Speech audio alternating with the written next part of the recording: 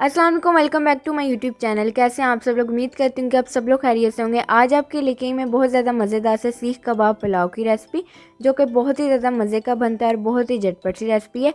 तो आप लोगों ने इस मज़ेदार सी रेसिपी की वीडियो को फुल वॉच करना है और चैनल पर नए हैं तो काइंडली चैनल को सब्सक्राइब कर लीजिए। तो आइए चलते इस मज़ेदार से सीख कबाब पुलाव की रेसिपी की तरफ। तो यहाँ पे जी सबसे पहले हम लोग कबाब रेडी करेंगे। तो उसके लिए आप लोगों को तकरीबन हाफ़ के जी बोनलेस चिकन चाहिए होगा। आप लोग चिकन की क्वांटिटी अपने हिसाब से कम ज़्यादा कर सकते हैं। आप लोगों ने जितने भी कबाब बनाने हो आप लोग क्वांटिटी को डबल कर लें। और आप लोगों ने चिकन के छोटे छोटे क्यूब्स में कट करके इस तरह से चॉपर में ऐड कर देना है। और इसके अलावा इसमें हम लोग नमक शामिल करेंगे तकरीबन 1 टेबल स्पून।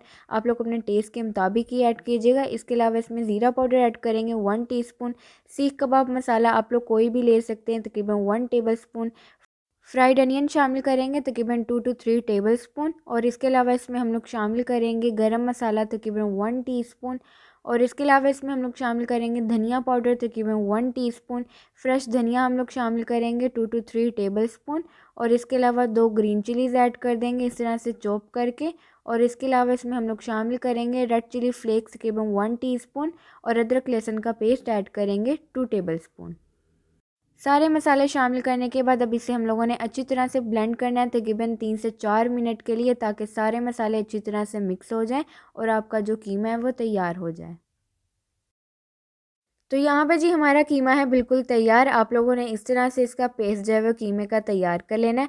और अब यहाँ पे जी हम बनाएंगे कबाब। तो उसके लिए आप लोगों ने सबसे पहले हाथों को अच्छी तरह से गीला कर लेना है। अगर आप लोग पानी ना लगाना चाहें तो आप लोग ऑयल भी लगा सकते हैं। और उसके बाद आप लोगों ने थोड़ी सी क्वान्टिटी में कीमा लेना है और इस तरह से आप लोगों ने सीख के ऊपर लगा के कबाब जो है वो तैयार कर लेना है। और अगर आप लोगों के पास सीख ना हो तो आप लोग हाथ की मदद से भी कबाब जो है तैयार कर सकते हैं। आप लोगों की अपनी मर्ज़ी है। तो अब यहाँ पे जी मेरा कबाब है बिल्कुल रेडी। तो इसी तरह से मैं बाकी सब भी कबाब जो है रेडी कर लूँगी। कबाब रेडी करने के बाद अब इसे हम लोग करेंगे फ्राई। तो उसके लिए आप लोगों ने एक पैन में 5 to 6 टेबलस्पून ऑयल शामिल करना है। ऑयल शामिल करने के बाद कबाब इसमें हम लोग शामिल कर देंगे। और अब इन्हें आप लोगों ने इतना कुक करना है कि एक साइड से एक खूबसूरत सा लाइट ब्राउन सा कलर आ जाए। तो अब इसे हम लोगों ने तकरीबन 6 से 7 मिनट के लिए लो फ्लेम पे कुक करना है, ताकि कबाब हमारे अच्छी तरह से कुक हो जाएँ। 6 से 7 मिनट के बाद अब इसकी हम लोग साइड चेंज करेंगे और दूसरी साइड से भी आप लोगों ने लो फ्लेम पे इसे 6 से 7 मिनट के लिए कुक करना है।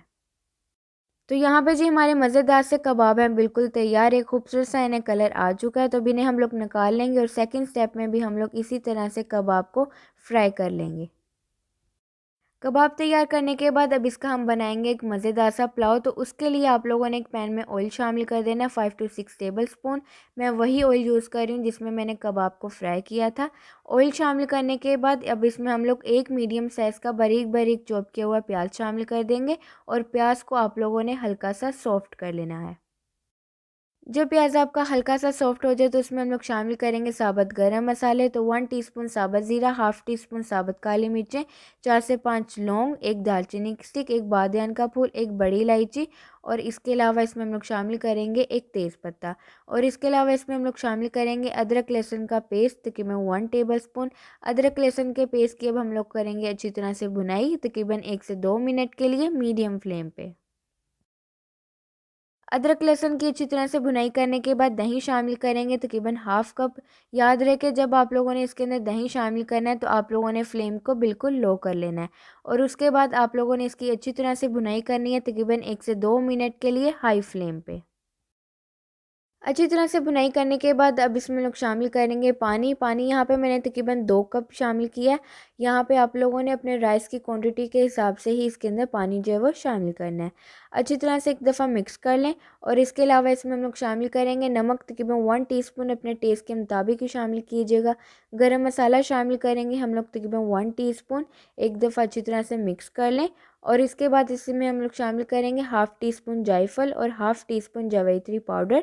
अगर आप लोगों के पास ये दोनों पाउडर ना हो तो आप लोग इसे स्किप भी कर सकते हैं। और इसके अलावा इसमें मैं ऐड कर दूँगी एक चिकन क्यूब। और इसके बाद इसका हम लोगों ने एक बॉईल आने का वेट करना है। बॉईल आने के बाद अब इसमें मैं शामिल करूँगी चावल तकरीबन 1 कप। इन्हें मैंने तकरीबन 1 घंटा पहले अच्छी तरह से धो के भिगो के रख दिया था। चावल शामिल करने के बाद हल्के हाथ से मिक्स कीजिएगा, ज़्यादा मिक्स मत कीजिएगा, चावल जो है वो आपके टूट भी सकते हैं। अब इसका हम लोगों ने एक बॉईल आने का वेट करना है। बॉईल आने के बाद अब इसे हम लोग कवर करके मीडियम फ्लेम पे इतना कुक करेंगे कि इसका जो पानी है वो ड्राई हो जाए।